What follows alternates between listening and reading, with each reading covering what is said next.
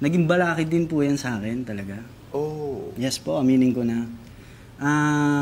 Sa lahat po ng shows ko, iniwasan ko kumanta ng kanta po ni DJ. Okay.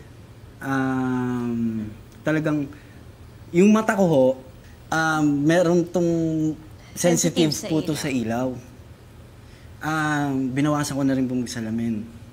Kasi parang ba't pag ako yung nagsasalamin, ang daming nang babash. Pero pag iba nagsalamin, okay lang. Alright.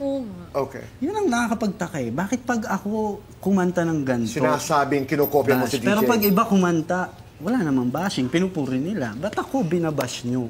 Okay. So naging balakid din po siya sa akin. Hindi, kahit saan po ako magpunta, naririnig ko siya. Sobrang... I understand you. Have you had a chance to meet and talk about this with DJ and Catherine? Nagkaroon na ba kayo ng pagkakataon na kahit dadaanan lamang ito? Hindi po. Pero malabo eh. Sabi ko, hindi. Diyos ko naman, alam po natin kung anong narating at naiambag nila sa showbiz. Hindi po biro. Mahirap po yan. Kumbaga, iba ang narating nila. Iba rin ang mararating namin.